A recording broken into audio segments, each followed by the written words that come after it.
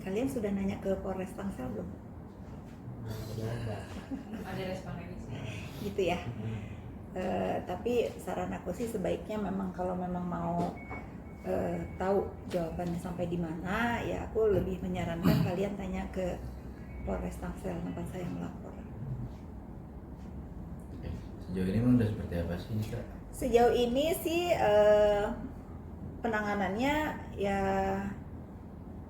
menurut saya cukup luar biasa ya, cuman memang belum ada hasilnya. Kalau dilihat dari cara kerja kepolisian, saya berterima kasih, sangat apa ya sangat saya merasa diperhatikan lah gitu. Bagaimana tim dari Polres, Polda, dari Bareskrim juga gitu sangat konsen untuk menyelidiki kejadian teror di kantor saya ini. Tapi memang belum ada hasil. Tapi untuk puslapor sendiri saat itu kita pernah wawancara, bagaimana sih hasil dari puslapor? Katanya hari ini ya, hari ini puslapornya kalau nggak salah ya, saya mendengar kabar dari rekan-rekan di kepolisian segera akan ada hasil dari puslapor. Bagaimana perkembangannya, mungkin teman-teman media boleh bertanya ke Polres Tangsel. Makanya udah naik ke penyidikan benar nggak Mbak? Nah itu juga bisa ditanyakan ke Polres Tangsel ya. Saya sih berharap masalah teror ini kan bukan masalah yang sepele ya.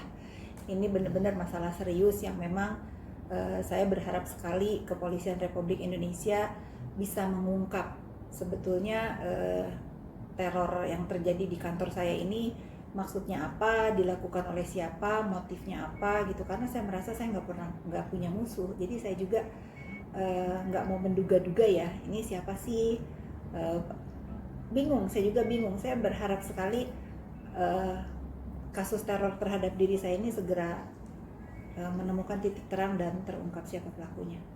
Kak, tapi dari yang setelah kemarin kejadian itu apakah ada kejadian-kejadian selanjutnya nggak? Nggak ada. Udah nggak ada? Nggak ada. Atau mungkin dari WhatsApp itu dari Ya kalau WhatsApp kan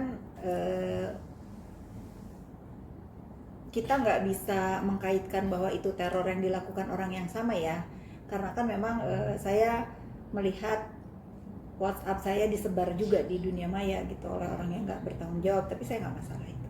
Oh tapi ada juga kan itu? Tapi bukan teror, ya iseng aja, halo apa gitu. Cuman kan kalau tiba-tiba di WhatsApp sama puluhan orang yang dikenal kan, ya nggak dikenal ya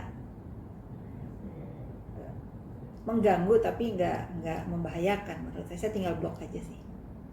Sebelumnya ada teror-teror yang serupa nggak sih Kak, yang memang sudah mengganggu? Nggak ada. Ini yang pertama kali. Pertama kali. Kan kemarin CCTV-nya mungkin lagi diproses juga sama kepolisian ya. Mungkin kalau untuk di kantor ini CCTV-nya tuh ada berapa sih Kak yang? Kalau CCTV ini ya saya mau mengucapkan terima kasih juga nih kepada Sinar Maslen ya, karena dengan kejadian teror di kantor saya ini CCTV di jalan raya sekarang ditambah banyak. Kalau saya melihat manfaatnya dari kejadian ini adalah pengembang di Sinar Maslen di BSD ini lebih memikirkan bagaimana kalau amit-amit ya terjadi lagi entah terhadap siapapun sebetulnya, menciptakan rasa aman penghuni di sini tuh luar biasa. Saya lihat kemarin pas saya tanya lagi apa, oh lagi pasang CCTV gitu ya. Kalau di CCTV di kantor saya sendiri ya dari mulai basement ya cukup banyak dan kalau saya lihat memang dari CCTV yang tertangkap saya kan melihat sendiri ya sebetulnya siapa sih yang masuk. Saya sudah tahu ada orang yang lalu lalang, ada orang yang, tapi saya nggak menyangka kalau dialah pelaku terornya. Saya nggak bisa juga menyimpulkan itu ya biar dari kepolisian, tapi kalau saya suruh tim saya untuk coba dong lihat dari jam 7 pagi sampai jam 7 malam, memang saya melihat ada orang yang lalu lalang di depan kantor saya. Tapi ada curiga nggak sih Kak terhadap orang terdekat Kak, atau siapa yang lalu lalang sih sebetulnya? Nggak kenal, masalahnya nggak kenal ya. Kalau kecurigaan terhadap orang terdekat nggak juga ya. Saya nggak pernah berpikir ada orang terdekat melakukan teror yang konyol seperti ini gitu. Saya nggak pernah terpikir itu. Tapi dari hasil CCTV ataupun informasi dari sekitar lingkungan kantor kakak, orang tersebut segerombolan kesini atau Satu seperti apa orang. yang kakak lihat juga kayak gimana sih dia prosesnya tuh? Satu orang, tapi kalau saya lihat kan saya juga tanya-tanya sama security di sini, beberapa security juga kan sudah ada yang di BAP ya, di kepolisian ya. Saya tunggu aja lah. Saya berharap segera terungkap aja kasus teror terhadap kantor saya ini.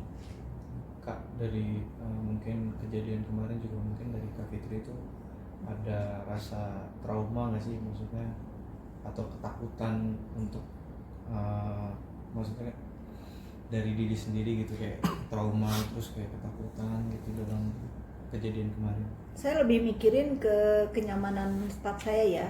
Kalau saya sebagai pimpinannya tidak bisa melindungi mereka dari rasa teror ini, bagaimana mereka bisa mempercayakan hidupnya kepada pimpinannya gitu kan ya.